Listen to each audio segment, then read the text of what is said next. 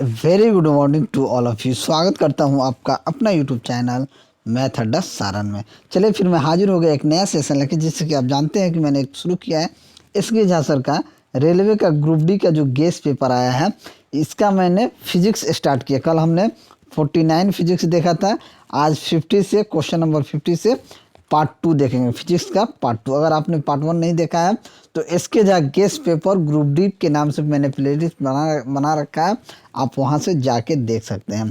तो चलिए, अगर आप हमारे चैनल पर नए हैं तो चैनल को सब्सक्राइब कर लीजिए और साथ ही साथ बेल आइकन को प्रेस कर लीजिए, ताकि हम कोई भी वीडियो अपलोड करें उसका सीधे सीधे नोटिफिकेशन आप तक मिलता रहे।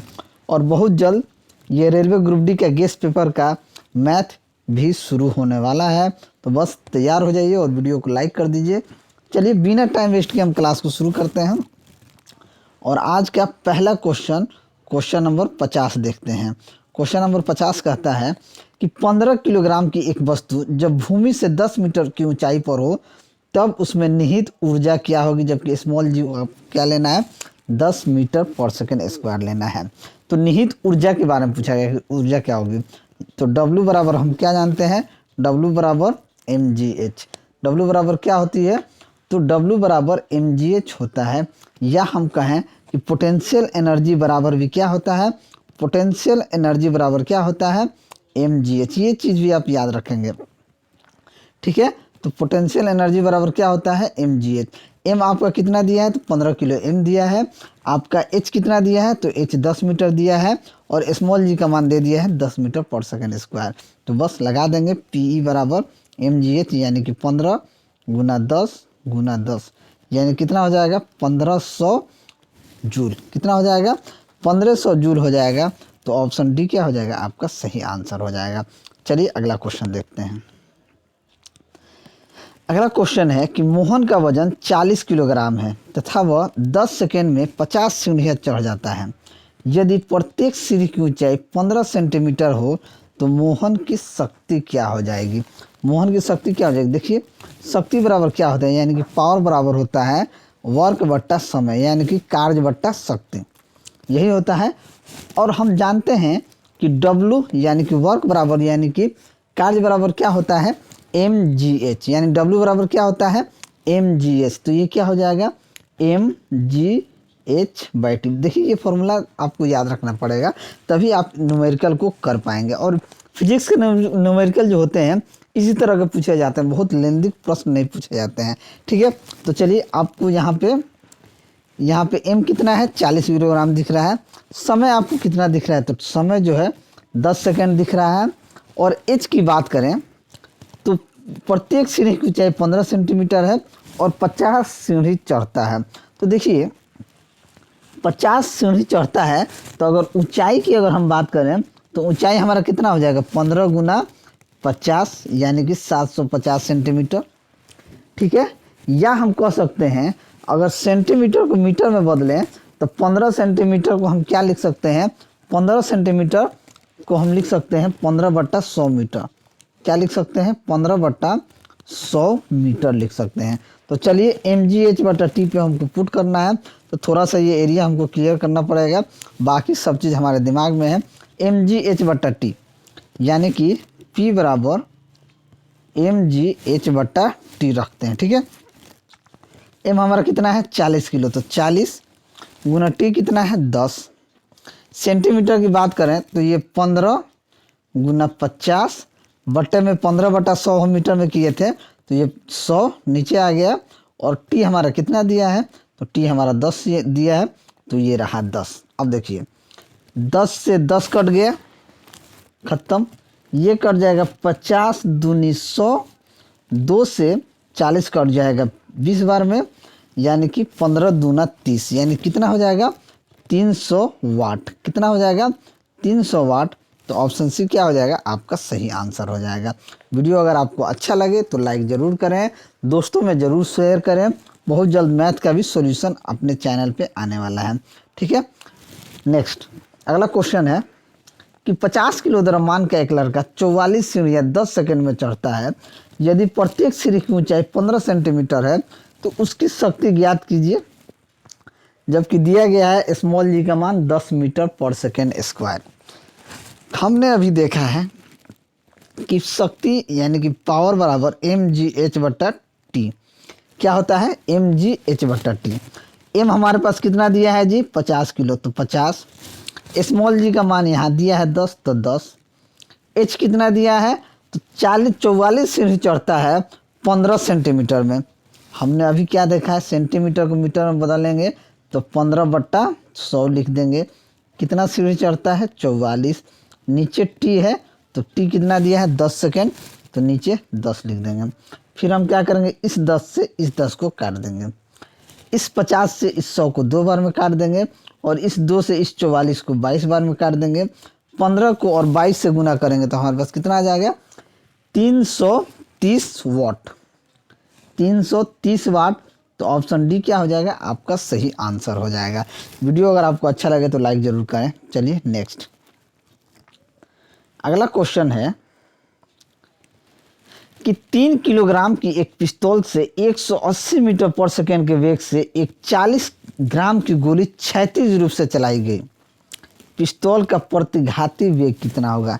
क्षैतिज वेग से चलाई गई है तो पिस्तौल का वेग क्या होगा। देखिए ये इसका एक फॉर्मूला होता है m1v1 बराबर -m2v2। क्या होता है m1v1 बराबर माइनस का, ठीक है, तो m1v1 बराबर क्या होता है माइनस का m2v2। अब देखिए अब यहाँ क्या होता है हम देखेंगे m1 का मान कितना है 3 किलोग्राम। 3 किलोग्राम को 40 किलोग्राम की गोली चलेगी तो 3 किलोग्राम को 3 केजी को ग्राम में लिखेंगे तो कितना हो जाएगा ये हो जाएगा 3000 ग्राम। ठीक है, अब देखिए हमको दिया है 40 किलोग्राम की गोली क्षैतिज रूप से चलाई गई तो प्रतिघाती वेग कितना होगा। ये कितना हो जाएगा m कितना हो जाएगा 3000 गुना v1 बराबर m2 कितना है 140 ग्राम की गोली यानी कि माइनस का 40 गुना v2 कितना है 180 मीटर पर सेकेंड, तो इसको 80। बस अब क्या करना है 2 जीरो से ये 2 जीरो काट दीजिए। ठीक है, कट गया। एक बार में और काट देंगे, इसको काट देंगे 2 दूनी 4, 2 से कट गया 15 बार में। ठीक है, अब कटने वाला है, अब एक बार और कट जाएगा 3 5 15, 3 6 18 यानी कि 36 18 और ये है 5 यानी कि 18/5 18/5 कितना हो जाएगा 18/5 यही ना होगा। ये आपका 2 है तो ये हो जाएगा, गड़बड़ हो रहा है क्या, 1 मिनट रुक जाइए 1 मिनट, हमारा यहाँ थोड़ा सा गड़बड़ लग रहा है। 40 गुना 180। ठीक है, अब देखिए ये 2 जीरो से ये 2 जीरो अगर हम काट दें, ठीक है, अब अगर इसको काटें 6 5 30, 36 18 ये हो जाएगा 4 3 12/5, 12/5 यानी कि माइनस का 2.4 मीटर पर सेकेंड। तो ऑप्शन सी क्या हो जाएगा आपका सही आंसर हो जाएगा। चलिए अगला क्वेश्चन देखते हैं। अगला क्वेश्चन है कि m/2 द्रव्यमान की कोई वस्तु जिसका वेग 2v है का संवेग क्या हो जाएगा। अब देखिए यहाँ पे द्रव्यमान कितना दिया है, अगर हम द्रव्यमान को बड़ा m मान लें तो द्रव्यमान कितना दिया है m/2, v का मान कितना दिया है 2v। संवेग का क्या होता है p बराबर क्या होता है mv। ठीक है, तो p बराबर mv होता है, तो कुछ नहीं करना है, m की जगह क्या है m/2 गुना v की जगह 2v है, 2 से 2 कट गए, ये कितना आ जाएगा p बराबर mv। तो क्या हो जाएगा p बराबर mv यानी कि ऑप्शन बी क्या हो जाएगा आपका सही आंसर हो जाएगा। नेक्स्ट, अगला क्वेश्चन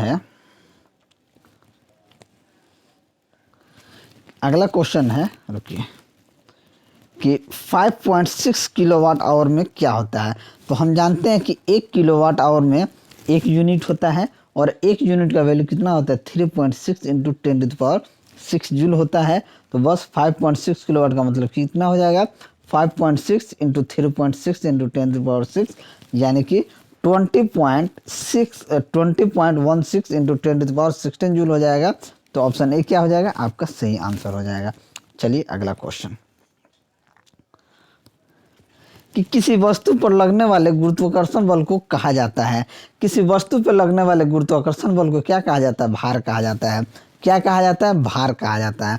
और भार का मान अलग अलग जगह पे अलग होता है, और भार का ऐसे मात्रक क्या होता है? किलोग्राम मीटर पर सेकेंड स्क्वायर, या कहें तो न्यूटन भी। ठीक है, भार एक सदिश राशि है, तो ऑप्शन ए क्या हो जाएगा? आपका सही आंसर हो जाएगा। नेक्स्ट, निम्न में से डैश एक कमजोर बल है। कौन एक कमजोर बल है? तो निम्न में से गुरुत्वाकर्षण बल जो होता है, गति बल, द्रव्यमान, गुरुत्वाकर्षण बल, लघुरेंज बल, गुरुत्वाकर्षण बल जो होता है ये कमजोर बल होता है, तो ऑप्शन बी क्या हो जाएगा? आपका सही आंसर हो जाएगा। चलिए नेक्स्ट, गुरुत्वाकर्षण नियतांक जी का मान क्या होता है? ये कई बार पूछा गया है। देखिए, कैपिटल जी का मान जो होता है ये होता है 6.67 into 10⁻11 newton metre square kilo, आपका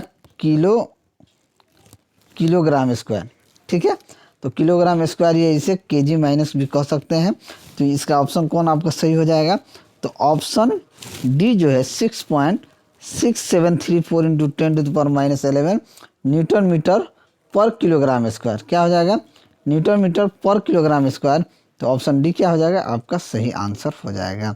नेक्स्ट, अगला क्वेश्चन देखते हैं, कि अगला क्वेश्चन है कि दिए गए दो कथनों ए और बी में निम्न में से कौन सा सत्य है? गुरुत्वाकर्षण बल क्या है? पूछ रहा है कि गुरुत्वाकर्षण बल क्या है। तो गुरुत्वाकर्षण बल क्या है ये हमसे पूछा गया है। ए में कह रहा है कि दो वस्तुओं के द्रव्यमान के गुणन का सीधा अनुपातिक, वस्तुओं के द्रव्यमान के गुणन का सीधा अनुपातिक। बी कह रहा है दो वस्तुओं के बीच की दूरी के वर्ग के सीधा अनुपातिक होता है। तो क्या हो जाएगा हमारा आंसर? हमारा आंसर क्या होगा? केवल ए जो है ये सत्य होगा। दो वस्तुओं के द्रव्यमान के गुणन का सीधा अनुपातिक होता है, तो केवल ए सत्य होगा। तो ऑप्शन बी क्या, सॉरी ऑप्शन सी क्या हो जाएगा? सही आंसर हो जाएगा। ठीक है, नेक्स्ट, पृथ्वी, नेक्स्ट देखते हैं कि पृथ्वी वस्तुओं को अपनी ओर आकर्षित करती है, इसका कारण क्या होता है? तो इसका कारण, पृथ्वी कोई भी वस्तु को अपनी ओर आकर्षित कैसे करती है? तो ये गुरुत्वाकर्षण बल के कारण अपने ओर आकर्षित करती है। तो ऑप्शन डी क्या हो जाएगा? आपका सही आंसर हो जाएगा। ठीक है, चलिए अगला क्वेश्चन देखते हैं, चंद्रमा पर आवाज़ क्यों नहीं सुनी जा सकती है? तो चंद्रमा पर आवाज़ क्यों नहीं सुनी जा सकती है? चंद्रमा पर कोई आवाज़ नहीं कर सकता है, क्योंकि चंद्रमा पर पानी नहीं है। चंद्रमा पर कोई वायुमंडल नहीं, और ध्वनि बिना माध्यम की यात्रा नहीं कर सकती है। तो चंद्रमा पर आवाज़ इसलिए नहीं सुनी जा सकती है कि चंद्रमा पर कोई वायुमंडल नहीं है, और ध्वनि बिना माध्यम के यात्रा नहीं कर सकती है। तो ऑप्शन सी क्या हो जाएगा? आपका सही आंसर हो जाएगा। चलिए अगला क्वेश्चन देखते हैं, जी का मान डैश के साथ बढ़ता है। जी का मान जो होता है ऊंचाई की कमी के साथ बढ़ता है। क्या होता है? ऊंचाई की कमी के साथ बढ़ता है। देखिए, पृथ्वी तल से अगर नीचे जाने पर जी का मान घटता है, और पृथ्वी तल से अगर ऊपर जाने पर जी का मान घटता है। ठीक है, ध्रुव पर क्या होता है? ध्रुव पर जी का मान अधिकतम होता है। ध्रुव पे जो होता है जी का मान अधिकतम होता है, ऊंचाई में कमी आती है। ठीक है, तो ऑप्शन डी क्या हो जाएगा? आपका सही आंसर हो जाएगा। नेक्स्ट, पृथ्वी की अगला क्वेश्चन देखते हैं कि पृथ्वी की सतह पर प्लायन वेग लगभग डैश है। प्लायन वेग कितना है? ये भी कई बार क्वेश्चन भर भर के पूछा है। पृथ्वी की सतह पर अगर प्लायन वेग की बात करें तो लगभग 11.2 किलोमीटर पर सेकेंड है। ठीक है, तो ऑप्शन बी क्या हो जाएगा? आपका सही आंसर हो जाएगा। देखिए, पृथ्वी तल से प्लायन वेग जो होता है √2 होता है। ठीक है, अगर पृथ्वी की त्रिज्या की बात करें तो ये आपका 6.4 इंटू 10⁶ मीटर होता है, और प्लायन वेग कक्षीय वेग का कितना गुना होता है? तो प्लायन वेग कक्षीय वेग का √2 गुना होता है। चलिए अगला क्वेश्चन देखते हैं। अगला क्वेश्चन है जी का मान। जी का मान क्या होता है? तो पृथ्वी के केंद्र की ओर जाने पर कम होता है, विषुवत रेखा पर अधिक और ध्रुव पर कम होता है, नियत रहता है, पृथ्वी की सतह से ऊपर जाने पर बढ़ता है। तो देखिए, जी पे पृथ्वी के केंद्र की ओर जाने पर जी का मान क्या होता है? कम होता है। तो ऑप्शन ए क्या हो जाएगा? आपका सही आंसर हो जाएगा। चलिए अगला क्वेश्चन देखते हैं।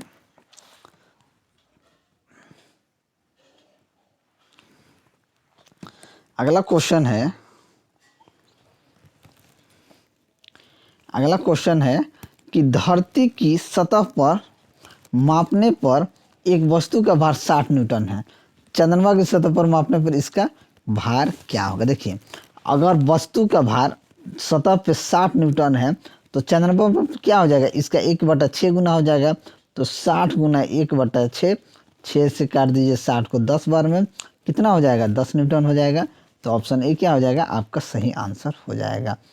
अगला क्वेश्चन, उस वस्तु का द्रव्यमान क्या होगा जिसकी भार पृथ्वी पर 196 न्यूटन है, जबकि स्मॉल जी का मान 109.8 मीटर पर सेकेंड स्क्वायर रखना है।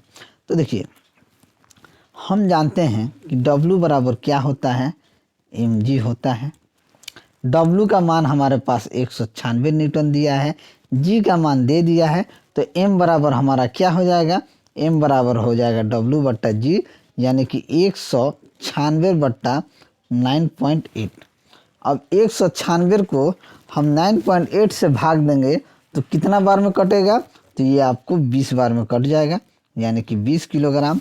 तो ऑप्शन बी क्या हो जाएगा? आपका सही आंसर हो जाएगा। चलिए अगला क्वेश्चन,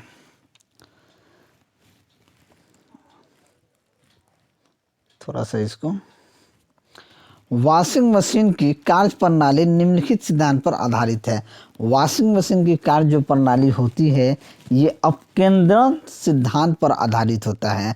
ठीक है, अपकेंद्रण। तो ऑप्शन ए क्या हो जाएगा? आपका सही आंसर हो जाएगा। ठीक है, नेक्स्ट,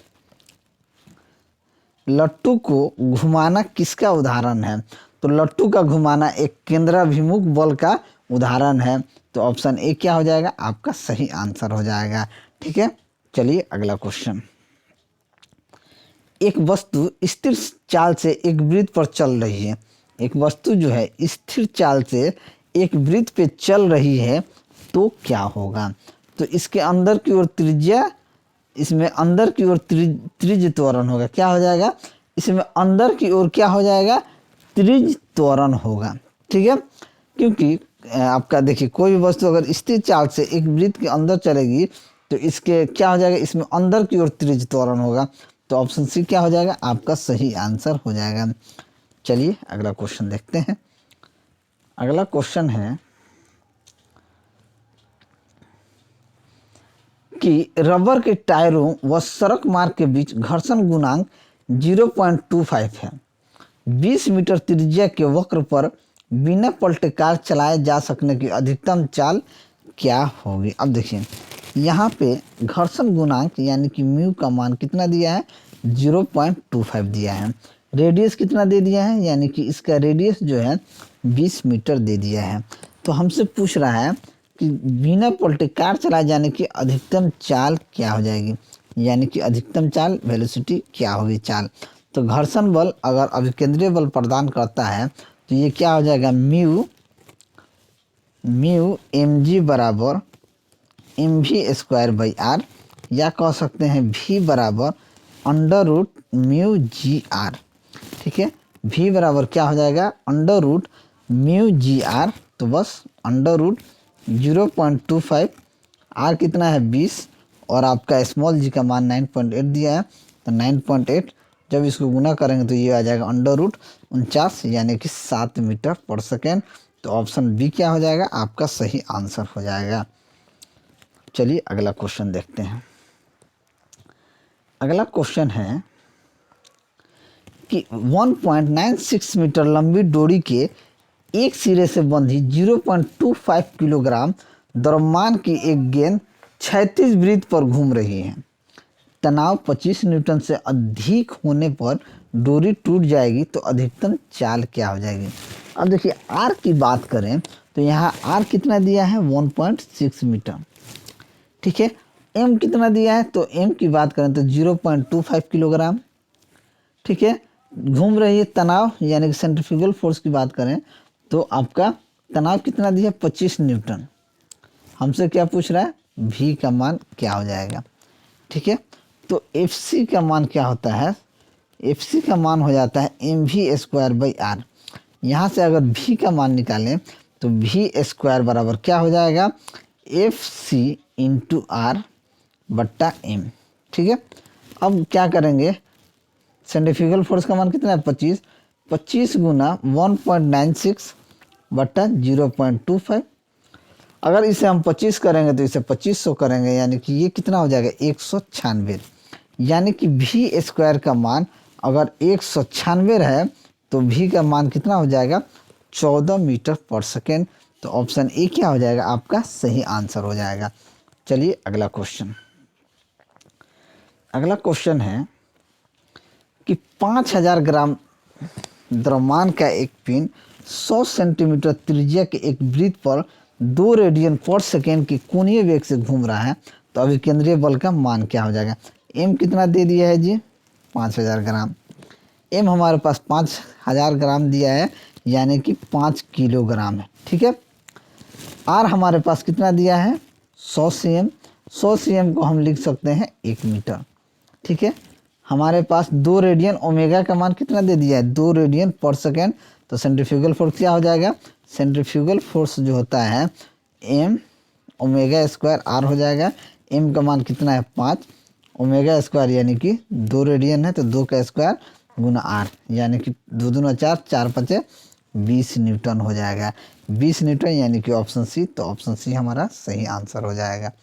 नेक्स्ट, 100 ग्राम द्रव्यमान का एक पिंड 1.0 मीटर व्यास के वृत्ताकार मार्ग पर n चक्कर पर सेकेंड की दर से घूम रहा है। पिंड पर कार्यरत अभिकेंद्रीय बल का मान 20 न्यूटन है, तो n का मान क्या होगा, यानी n का मान हमसे पूछ रहा है कि क्या होगा। अब देखिए थोड़ा सा ये क्वेश्चन जो है लॉन्ग प्रोसेस का है। अब देखिए m का मान क्या हो रहा है, तो m का मान कितना हमारे पास दिया है 100 ग्राम।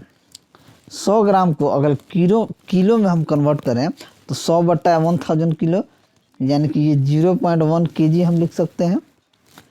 आर हमारे पास दिया है 1 मीटर व्यास, यानी कि डायमीटर 1 मीटर दिया है, तो रेडियस हमारे पास कितना हो जाएगा 0.5 मीटर। ठीक है, सेंट्रीफ्यूगल फोर्स कितना दिया है, अभिकेंद्रीय बल कितना दिया है 20 न्यूटन, यानी कि एफ का मान कितना हो जाएगा 20 न्यूटन। ठीक है, अब हमसे पूछ रहा है कि एन का मान, हमसे पूछ रहा है कि एन का मान क्या होगा। तो सबसे पहले हमको भी का मान निकालना होगा। तो सेंट्रीफ्यूगल फोर्स बराबर क्या होता है एम वी स्क्वायर बट्टा आर।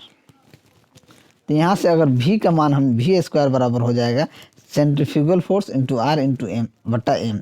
तो ये कितना दिया है हमारा कितना हो जाएगा 20 गुना आर कितना है 0.5, तो 0.5 बट्टे में हमारा एम कितना है, एम हमारा है 0.1। अब देखिए 0.1 है तो ये भी हमारा भी स्क्वायर बराबर हमारा आ जाएगा 100, इसको काटेंगे तो 100 आ जाएगा। तो भी का मान क्या आ जाएगा 10 मीटर पर सेकेंड। जब भी हमारा 10 मीटर पर सेकेंड आ जाएगा तो फिर हम क्या देखेंगे, अब हमसे एन का मान निकालना है। भी बराबर क्या हो जाता है ओमेगा आर, और ओमेगा बराबर क्या हो जाएगा हमारा 2 पाई एन, क्योंकि ओमेगा बराबर क्या होता है 2 पाई एन। हमसे पूछ रहा है एन का मान ज्ञात करना है। तो भी का मान हमारे पास 10 है, तो 10 बराबर 2 पाई एन, 2 पाई एन गुना ये हमारा आर का मान कितना 0.5, तो 0.5। अब इसको भाग करेंगे तो हमारे पास एन का मान आ जाएगा 10 बट्टा पाई, यानी कि ऑप्शन बी आ जाएगा जब इस चीज़ को आप कैलकुलेट करेंगे। ठीक है, चलिए अगला क्वेश्चन। यदि एक सरल दोलक का 1 सेकंड में दोलन f है एवं उसकी प्रभावी लंबाई एवं जी गुरुत्वीय जनित त्वरण, तो समयावधि को दिया जाता है।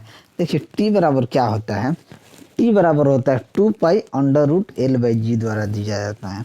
यदि एक सरल दोलक का 1 सेकंड में दोलन f है एवं उसकी प्रभावी लंबाई f है, तो जी गुरुत्वीय त्वरण है, तो समयावधि क्या हो जाएगा t बराबर क्या हो जाएगा t बराबर हो जाएगा 2 pi under root L by g, यानी कि ऑप्शन डी आपका सही आंसर हो जाएगा।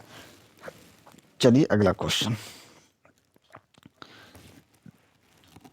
अगला क्वेश्चन है कि एक लड़की झूले पर बैठकर झूलती है जब लड़की खड़ी होकर झूलती है तो झूलने में लगने वाला समय क्या होता है। देखिए क्या होता है, एक लड़की झूले पर बैठ के, देखिए अगर मान लीजिए आपने झूला लगाया है, अगर आप इस झूले पे बैठ के झूलिएगा तो उसका स्पीड ज़्यादा हो जाएगा, ठीक है। अगर आप खड़े होकर झूलेंगे तो खड़े होकर झूलने में क्या, झूलने वाला समय क्या हो जाएगा, कम हो जाएगा।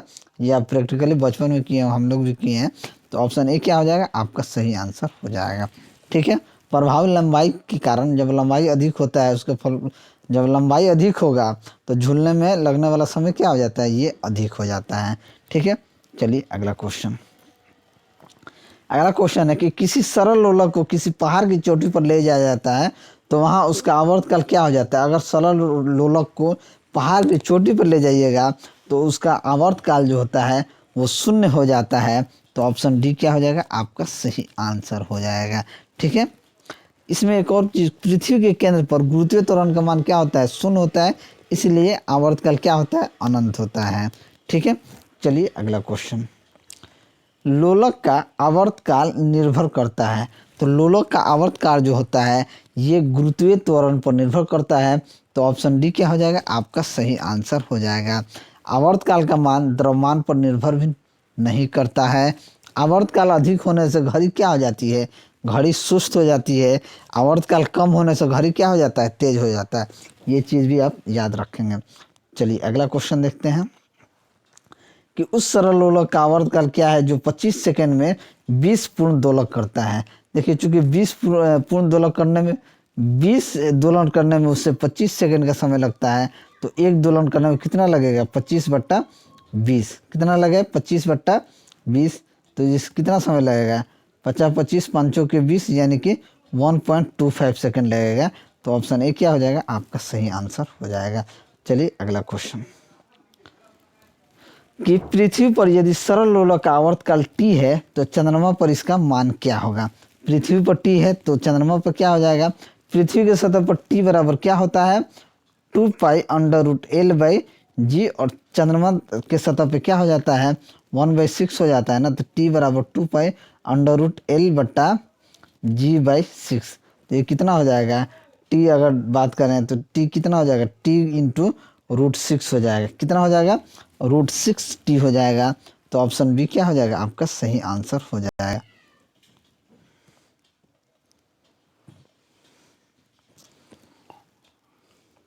थोड़ा सा रहे रहे गड़बड़ हो जाता है, चलिए कोई बात नहीं है।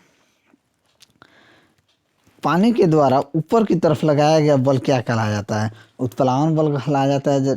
क्या होता है, पानी के द्वारा ऊपर की तरफ जो बल लगाता है वो उत्प्लावन बल कहलाता है। तो ऑप्शन सी क्या हो जाएगा, आपका सही आंसर हो जाएगा। चलिए नेक्स्ट क्वेश्चन। उत्क्षेप बल और भार कार्य करते हैं, उत्क्षेप बल और भार कार्य करते हैं विपरीत दिशाओं में। उत्क्षेप बल और भार कार्य करते हैं विपरीत दिशाओं में, ठीक है, विपरीत दिशाओं में काम करते हैं। उत्क्षेप बल वस्तुओं द्वारा हटाए गए द्रव के गुरुत्वीय केंद्र पर कार्य करता है, और किसी वस्तु के तैरने की प्रवृत्ति क्या कहलाती है, उत्प्लावकता कहलाती है। और इसी प्रकार गैसों का प्रदर्शन भी उत्प्लावकता का क्या होता है, ये भी एक उत्प्लावकता का गुण होता है, ठीक है। चलिए अगला क्वेश्चन देखते हैं।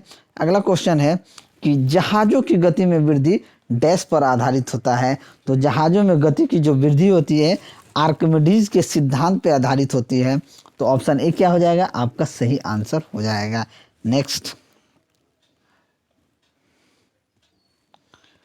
रहे पता ना क्या हो जा रहा है। चलिए, सीजीएस प्रणाली में विकृति की इकाई क्या होती है। तो सीजीएस प्रणाली में विकृति की कोई भी इकाई नहीं होती है, ठीक है, विकृति की कोई भी नहीं इकाई होती है, क्योंकि प्रतिबल जो होता है विकृति के समानुपाती होता है। तो प्रतिबल क्या होता है, प्रतिबल डायरेक्टली प्रोपोर्शनल टू विकृति के होता है। तो ये क्या हो जाता है, आपका प्रतिबल बटा विकृति, इसलिए इसकी कोई इकाई नहीं होती है। नेक्स्ट, जल की गिरती हुई बूंद किस गुणधर्म के कारण गोलाकार हो जाती है। तो जल के पृष्ठीय तनाव के कारण जो होती है, जल का बूंद गिरती है और वो गोलाकार हो जाती है जल के पृष्ठीय तनाव के कारण। तो ऑप्शन ए क्या हो जाएगा, आपका सही आंसर हो जाएगा। नेक्स्ट, पूर्णतः प्रत्यास्थ वस्तुओं का प्रत्यास्थापन गुणांक कितना होता है। तो पूर्णतः प्रत्यास्थ वस्तुओं का प्रत्यास्थापन गुणांक 1 होता है। तो ऑप्शन सी क्या हो जाएगा, आपका सही आंसर हो जाएगा। नेक्स्ट, कि यदि एक बांध में जल की गहराई h तथा ए जल का अनुप्रस्थ क्षेत्रफल तथा टी बांध की मोटाई है, तब बांध की दीवार पर लगने वाले दाब किस प्रकार निर्भर करेगा।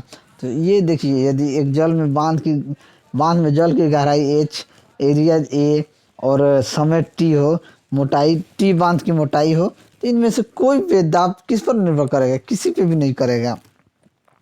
तो ऑप्शन ए क्या हो जाएगा, आपका सही आंसर हो जाएगा, किसी पे भी निर्भर नहीं करेगा।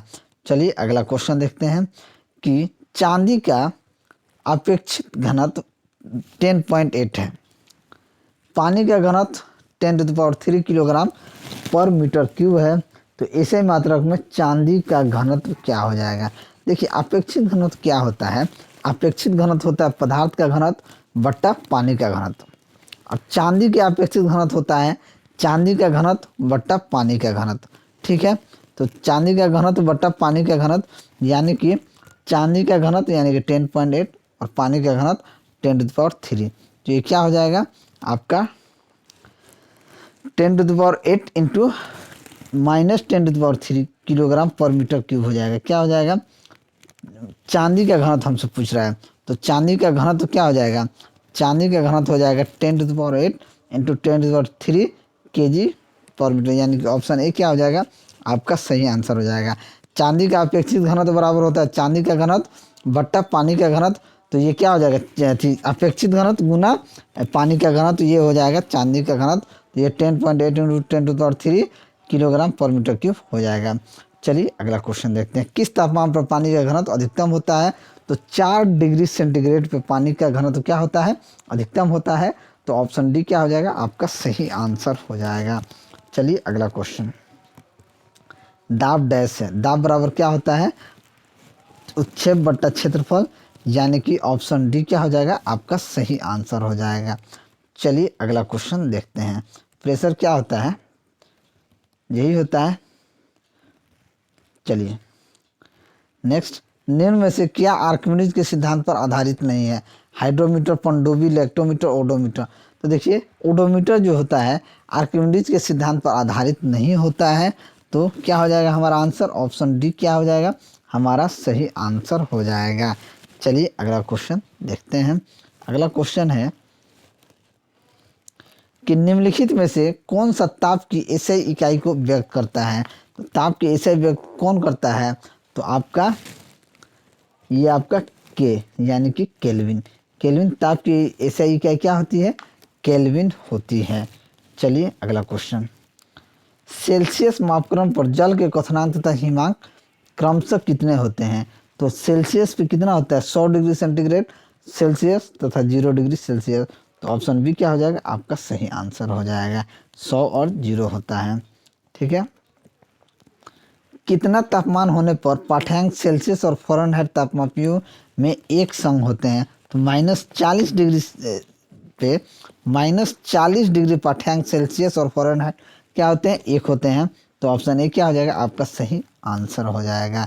चलिए इसको आप निकाल भी सकते हैं, C-0 बट्टा 100 - 0 बराबर F-32 बट्टा 212 - 32, ये फॉर्मूला लगाएंगे, या इसे कह सकते हैं कि C बट्टा 100 बराबर F-32 बट्टा 180, बस C के और F के जगह पे x पुट करेंगे, इन दोनों पे समान रखेंगे।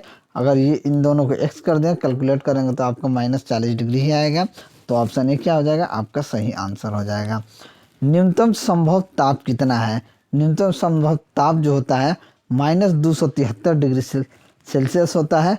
तो ऑप्शन ए क्या हो जाएगा, आपका सही आंसर हो जाएगा, 0 केल्विन या माइनस का 273 डिग्री सेल्सियस का परम शून्य तापमान कहते हैं। ठीक है, चलिए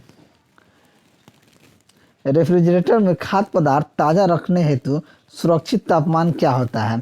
सुरक्षित तापमान होता है 4 डिग्री सेल्सियस, 4 डिग्री सेल्सियस होता है। तो ऑप्शन ए क्या हो जाएगा, आपका सही आंसर हो जाएगा। चलिए नेक्स्ट, गाड़ी के रेडिएटर में जल का प्रयोग किस कारण से किया जाता है। तो उस उच्च जो होता है उच्च विशिष्ट ऊष्माधारिता के लिए गाड़ी के रेडिएटर में जल का प्रयोग किया जाता है। तो ऑप्शन बी क्या हो जाएगा, आपका सही आंसर हो जाएगा। नेक्स्ट देखते हैं, पानी का हिमांक बिंदु क्या होता है। तो पानी का हिमांक बिंदु जो होता है ये 32 डिग्री फ़ारेनहाइट होता है। तो ऑप्शन डी क्या हो जाएगा, आपका सही आंसर हो जाएगा। चलिए नेक्स्ट, परम शून्य डैश ताप को दर्शाता है। तो परम शून्य किसको, शून्य से 273 डिग्री सेल्सियस से कम को परम शून्य ताप दर्शाता है। तो ऑप्शन ए क्या हो जाएगा, आपका सही आंसर हो जाएगा। चलिए नेक्स्ट,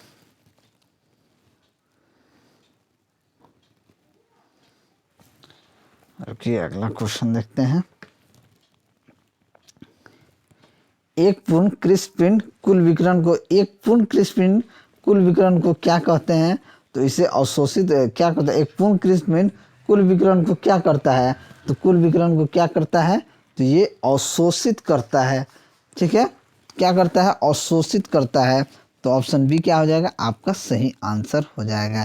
देखिए वैसा पिंड माने क्रिस्प पिंड किसे कहा जाता है, वैसा पिंड जो लगभग सारे उसमें विकिरण को क्या करता है, अवशोषित कर लेता है, क्रिस्प पिंड कहलाता है। ठीक है, चलिए अगला क्वेश्चन देखते हैं कि संघनन क्या है।